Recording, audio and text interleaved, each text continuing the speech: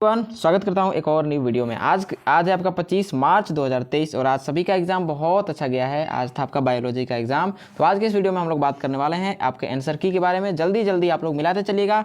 110% सब एकदम करेक्ट है, ठीक है। जो भी आंसर की हम लोग बात करेंगे पूरा एकदम जो है करेक्ट है, ठीक है। इसीलिए थोड़ा लेट आया, ठीक है। पीडीएफ मेरे को स्टार्टिंग मिल गया था, लेकिन टोटल कंप्लीट मिलाने के लिए जो है थोड़ा सा लेट लगा हुआ है ना। चलिए हम लोग पहला प्रश्न जो कि आपको दिख रहा है कि वे जीन जो विपरीत गुणों के जोड़ों के लिए कूट करते हैं वे क्या कहलाते हैं, तो उसको हम लोग अलील कहते हैं। क्या कहते हैं? अलील। फर्स्ट का सेकंड। चलिए नेक्स्ट हम लोग बात कर लेते हैं यहाँ पे दूसरा नंबर सवाल जो कि है मानव मादा में अंड जनन की प्रक्रिया कब प्रारंभ होती है। फर्स्ट का आपका हो जाएगा फर्स्ट, सेकंड का फर्स्ट, यानी कि भ्रूणीय परिवर्धन के समय हो जाता है। अब देखिए कितने लोग यहाँ पे यौनारंभ के समय बोलेंगे। इस समय केवल परिपक्व होता है, लेकिन अंड जनन कब होता है? भ्रूणीय परिवर्धन के समय। नेक्स्ट चलिए हम लोग बात कर लेते हैं अगला सवाल, क्वेश्चन नंबर 3 जो कि है क्वेश्चन नंबर 3 का आपका ऑप्शन नंबर बी करेक्ट हो जाएगा, एस फेज। कोशिका विभाजन के किस अवस्था में डीएनए की प्रतिकृति बनती है? एस अवस्था में, एस फेज में, ठीक है। नेक्स्ट हम लोग चौथे नंबर प्रश्न की बात कर लेते हैं जो कि निम्नलिखित में से कौन समयुग्मकी का उदाहरण है। कौन समयुग्मकी का उदाहरण है? क्वेश्चन नंबर 4 का आपका हो जाएगा सी, यानी कि क्लेडोफोरा। क्लेडोफोरा जो है समयुग्मकी का एक उदाहरण है। नेक्स्ट हम लोग बात कर लेते हैं क्वेश्चन नंबर 5 जो कि है ऑटोमोबाइल निष्कासन में सबसे हानिकारक धात्विक प्रदूषक जो है वो क्या है, तो उसे हम लोग लेड कहेंगे। जो लेड है ना, लेड धातु जो है ये सबसे ज़्यादा प्रदूषक आता है, धात्विक प्रदूषक ऑटोमोबाइल के निष्कासन में, ठीक है। चलिए नेक्स्ट हम लोग बात कर लेते हैं क्वेश्चन नंबर 6। इसका आपका हो जाएगा ऑप्शन नंबर बी, यानी कि प्लाज्मोडियम।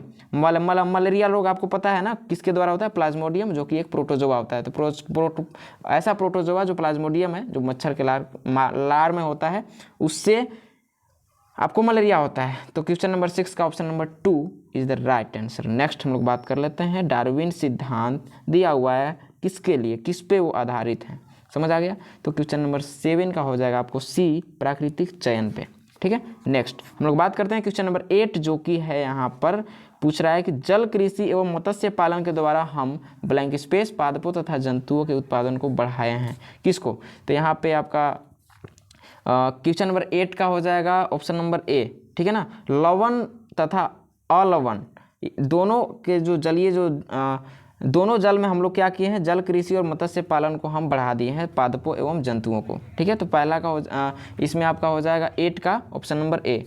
चलिए हम लोग बात कर लेते हैं 9 नंबर प्रश्न की जो कि है प्लाज्मिड निम्नलिखित में से किसके बाहर के गुणसूत्र आनुवांशिक पदार्थ है, मतलब कि है ना। तो इसका जो करेक्ट आंसर हो जाएगा आपका क्वेश्चन नंबर 9 का ऑप्शन नंबर डी, यानी कि बैक्टीरिया का, ठीक है। चलिए हम लोग बात कर लेते हैं क्वेश्चन नंबर 10 का जो कि है जब एक जीवधारी किसी अन्य जीवधारी को नुकसान पहुंचाए बिना लाभान्वित होता है तो उसे हम लोग क्या कहते हैं। तो क्वेश्चन नंबर 10 का आपका हो जाएगा ए, यानी कि स्वभोजिता उसे कहते हैं, ठीक है।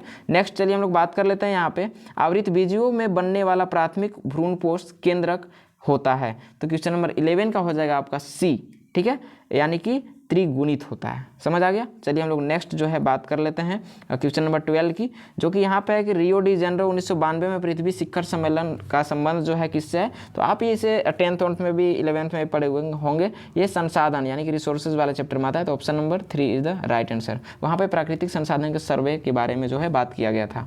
अगला हम लोग बात कर लेते हैं क्वेश्चन नंबर 13 जो कि है कि निम्नलिखित में कौन सा रसायन मुख्य गर्भ निरोधक गोली का एक अवयव है। तो क्वेश्चन नंबर 13 का हो जाएगा सी, यानी कि प्रोजेस्ट्रोन, समझ आ गया। नेक्स्ट चलिए हम लोग बात कर लेते हैं यहाँ पे कि स्वर्ण धान में कौन सा विटामिन उपस्थित रहता है। तो इसमें जो रहता है आपका विटामिन ए, ठीक है। नेक्स्ट चलिए हम लोग बात कर लेते हैं 15 नंबर प्रश्न की जो कि है एक आहार श्रृंखला में शाकाहारी क्या होते हैं। तो शाकाहारी आपको पता ही है, जो नीचे जो ग्रास होते हैं, ग्रास तो उत्पादक कहते हैं, और जो इसे खाता है उसे हम लोग शाकाहारी भी कहते हैं। जो घास खाता है उसी को शाकाहारी कहते हैं ना। वे प्राथमिक उपभोक्ता होते हैं, यानी कि घास को उपयोग करने वाले। तो इसका करेक्ट आंसर हो जाएगा प्राथमिक उपभोक्ता। नेक्स्ट चलिए हम लोग बात कर लेते हैं यहाँ पे अगला है 16 नंबर प्रश्न कि निम्नलिखित में से कौन एक नाइट्रोजन स्थिरीकरण करने वाला जीव जो है वो नहीं है। तो यहाँ पर हो जाएगा आपका पैरामीशियम। आपको ये इसका कैटेगरी ही अलग है, बाकी सब क्या है नाइट्रोजन स्थिरीकरण करते हैं। अगला क्वेश्चन नंबर 17 जो कि है वे जीव जिनमें भ्रूणीय परिवर्धन मादा शरीर के अंदर संपन्न होता है उसे हम लोग क्या कहते हैं, बताइए। भ्रूण का परिवर्धन मादा के शरीर में हो रहा है उसे हम लोग क्या बोलेंगे। कितने लोग इसमें 3 मार सकते हैं, जो कि गलत है। सजीव प्रजनन, उसी को जरायुज बोलते हैं। जरायुज आपको पता है, जो जीव बच्चे को जन्म देते हैं उसे जरायुज बोलते हैं, है ना। तो option number 2 is the right answer. एक नेक्स्ट हम लोग बढ़ते हैं, यहाँ पे है प्रश्न संख्या 18, एक द्विसंकर संकरण का, है ना, लक्षण प्रारूपी अनुपात क्या हो जाएगा। तो क्वेश्चन नंबर 18 का आपका हो जाएगा ऑप्शन नंबर डी। चलिए नेक्स्ट हम लोग बात कर लेते हैं क्वेश्चन नंबर 19 जो कि है गेहूं का हिमगिरी किस्म किस रोग के प्रतिरोधक होता है।